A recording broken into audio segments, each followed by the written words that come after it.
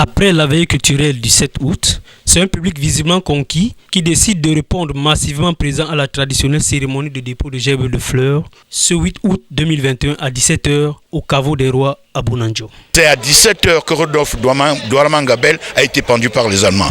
Et aussi une coïncidence que 17h aujourd'hui, le collectif, ensemble comme une seule personne, s'est levé pour aller déposer le gerbe de fleurs, non seulement pour le Rodolphe Douala-Manga, mais aussi son lieutenant entre guillemets, Ngosodine.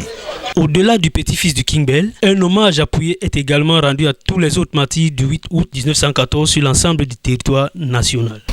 Sont morts le 8 août 1914 Rodolphe Douala-Mangabel de Douala, mort par pendaison. Adolphe Ngosodine Douala, mort par pendaison. Le chef Henri Madola du Grand Batanga, mort par pendaison.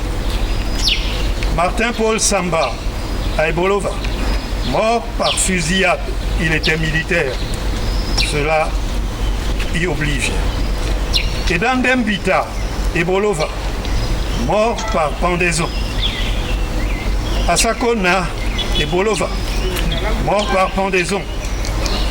Mbaenam, pendu 2 fois, sans succès. Chaque fois qu'on le pendait, la corde cassait. Il tombait par terre, on le rependait, la corde cassait une seconde fois. À la 3e reprise, l'officier a dit de laisser tomber. Il a donc survécu, mais il a vu la mort de près, ce qui l'a mené vers l'église pour devenir aujourd'hui homme d'église. Le Lamido de Kalfou, Maroua, mort par pendaison. Le Lamido de Mindif, Maroua, mort par pendaison. Le chef de Yokadouma, mort par pendaison. Timothy Di Campondo Aqua, Douala, mort en déportation. Ludwig Mpondo Madika.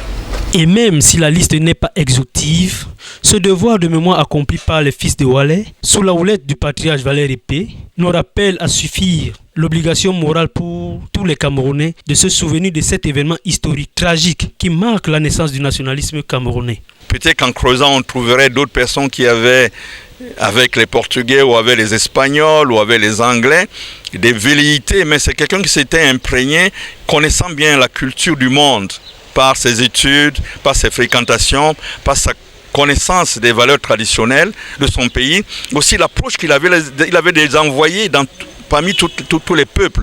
Il avait, à cette époque, c'était difficile de dire une nation camerounaise, qui s'est transformée d'ailleurs, qui était multiforme, et d'avoir cette conscience que nous avions un espace, que nous avions un esprit, que nous avons une mémoire à partager, une mémoire à préserver. On peut le dire, c'était l'un des premiers nationalistes, l'un des plus grands sans doute. Dès lors, l'on ne saurait évoquer la lutte pour l'indépendance du Cameroun en occultant ses précurseurs que sont les martyrs du 8 août 1914, dont se sont fortement inspirés les Moumié, Wandje et autres Oumniobé. Rodolphe Douala-Mangabel est un héros national, ce qui veut dire qu'il appartient au Cameroun. C'est donc la conscience du Cameroun qu'il s'agit. En fait, il pourrait y avoir un moment particulier qui correspond à sa mort, un moment particulier qui correspond à sa naissance, mais cela doit être célébré dans le cœur de chacun à tout instant, parce que c'est un repère dans l'histoire, c'est un repère pour notre devenir. Une gerbe de fleurs est alors posée à cet endroit même où reposent entre autres les dépouilles du King Bell, signataire du traité Germano-Douala, et le prince René Douala-Mangabel, défunt père de l'actuel chef. Quelques heures plus tard, la communauté se rend au cimetière Ndjonjo à Bonapriso pour célébrer le sacrifice suprême consenti par Adolphe Ngosodine, alors secrétaire de Rodolphe Douala-Mangabel. Le deuxième couplet du chant était comboyé alors entonné pour appuyer cet hommage mérité à l'endroit du digne fils de Bonadoumbe.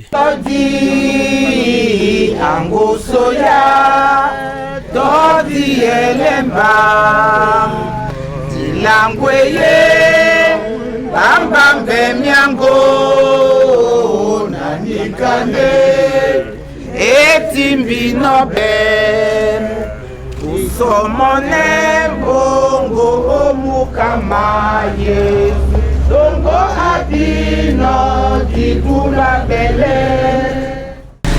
Le célébrer et de cette façon, c'est quelque chose comment dire ça? C'est comme une renaissance en fait. Parce que nos enfants d'aujourd'hui vont vous demander, Ngossodune c'est qui?